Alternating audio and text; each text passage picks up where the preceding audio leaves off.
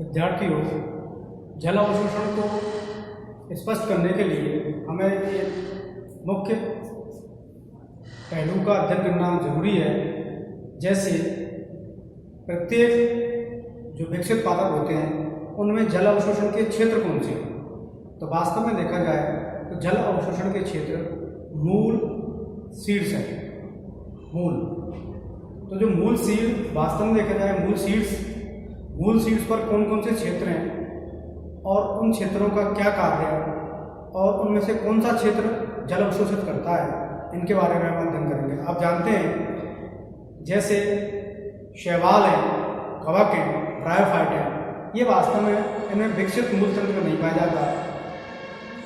अतः pteridophyte, gymnosperm, angiosperm, इनमें विकसित मूल तंत्र पाया जाता है जो कि जल अवशोषण करते हैं।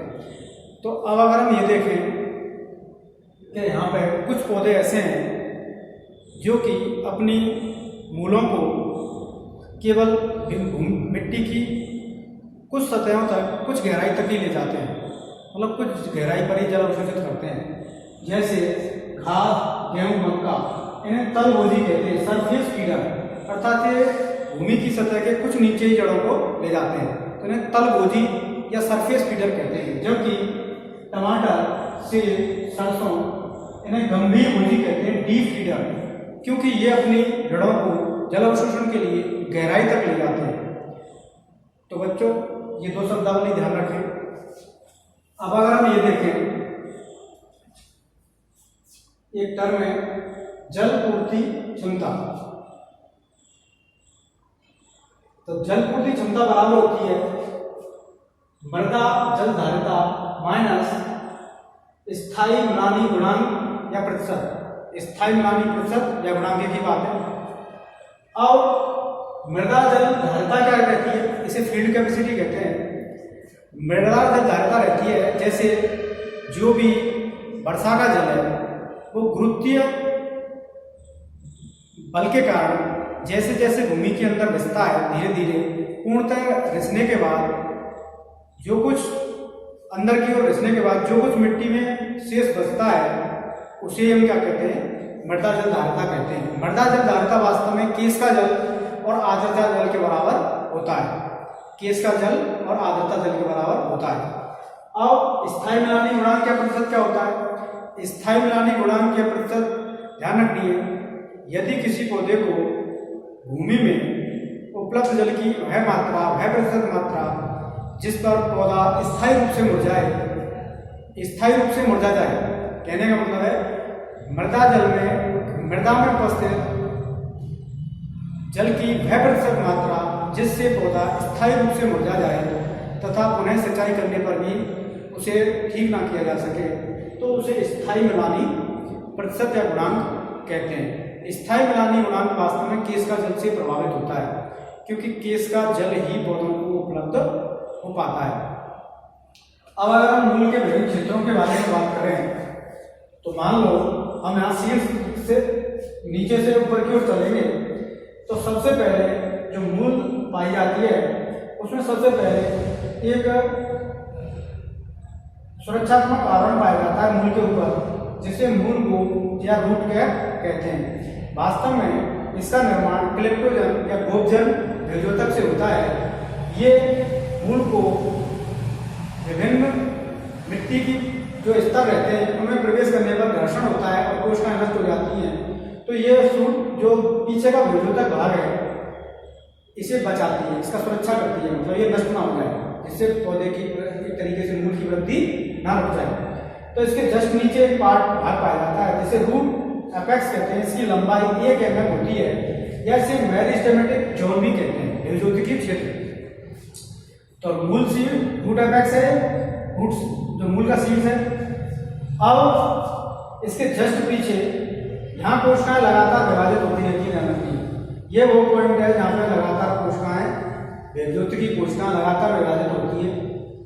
और इसके जस्ट पीछे एक क्षेत्र पाया जाता है जिसे इलोंगेशन या धीरीकरण क्षेत्र कहते हैं।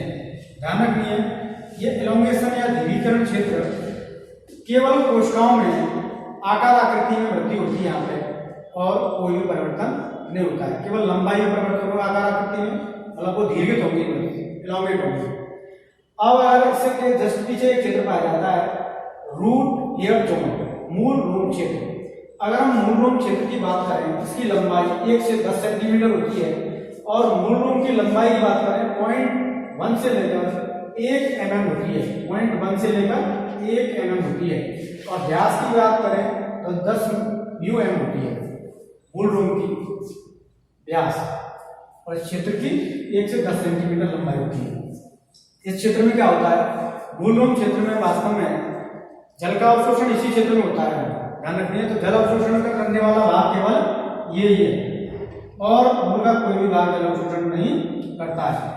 तो मूल रोम में वास्तव में क्या रहता है, इसमें एक बड़ी कोशिकीय मूल रोम रहते हैं जिनमें एक बड़ी रिक्तिका पाई जाती है। जैसे मान लो ये कोई मूल रोम है, तो यहाँ पे इसमें केंद्रीय एक बड़ी रिक्तिका वैक्यूल पाई जाएगी। तो इसकी कोशिका वास्तव में प्राथमिक कोशिका भित्ति रहती है इसमें, क्योंकि ये जल के लिए पारगम्य होती है। अब ये जो मूल रोम होते हैं, इन क्षेत्रों में जो कोशिकाएं रहती हैं, जैसे एंडोडर्मिस है, बल्कुट है, वो पारगम्य होता है। इसका मतलब है अभी यहाँ पर कोशिकाओं में क्या नहीं हुआ है, धीरीकरण की, कहने का मतलब है एक तरीके से कोशिकाओं पर डिपोजिशन या स्थूलन या जमाव किसी पदार्थ का नहीं हुआ है। तो अब अगर हम ये देखें, इसके जस्ट पीछे एक क्षेत्र पाया जाता है जिनकी कोशिकाएं वास्तव में परिपक्व होती हैं, जिसे मैच्योरेशन जोन कहते हैं। अब परिपक्व जो क्षेत्र होता है इसमें क्या होगा, इसमें प्राथमिक कोशिका भित्ति के ऊपर द्वितीयक कोशिका भित्ति होगी और द्वितीयक कोशिका भित्ति के ऊपर विभिन्न प्रकार के पदार्थों का जमा हो जाएगा, जिससे यहाँ पे अवशोषण नहीं होगा। तो अवशोषण का काम केवल मूल रोम के द्वारा होता है, ध्यान रखिए। और जबकि हम लवण अवशोषण की बात करें तो पूरे क्षेत्र के द्वारा होता है, पूरे टोटल। इसका मतलब है कि केवल जल अवशोषण की प्रक्रिया मूल रोम क्षेत्र के द्वारा की जाती है। मैच्योरेशन क्षेत्र में कास्टीकरण या सुबेरनाइजेशन हो जाता है, अर्थात कोशिकाओं की बाहरी कोशिका भित्ति पर क्या है, सुबेरिन का, टैनिन का, लिग्निन का जमा हो जाता है, जिसे जमा होने से कोशिकाएं अपारगम हो जाती हैं और अपारगम होने से वो कोशिकाएं मृत हो जाती हैं और उनका जो भी अंतर कोशिकीय पदार्थ है, केंद्रक कोशिका द्रव्य मृत हो जाता है, कहने का मतलब। और मृत कोशिकाएं जल का अवशोषण नहीं करती हैं, मतलब सक्रिय रूप से, या और कहने का मतलब है अगर मृत कोशिका जल का अवशोषण करती हैं तो वो एम्बाइवेशन या अंतःशोषण कहलाता है, जो कि मृत कोशिका का लक्षण है। तो ध्यान रखनी है, यहाँ पर वास्तविक रूप से मूल रोम क्षेत्र के द्वारा ही जल अवशोषण करती है। तो बच्चों, आपने क्षेत्र के बारे में पढ़ा, शब्दावलियों के बारे में पढ़ा। अब हम थोड़ी कुछ शब्दावलियाँ और शेष हैं, इनके बारे में अध्ययन करेंगे। तो इस टॉपिक को यहीं समाप्त करते हैं। Thank you.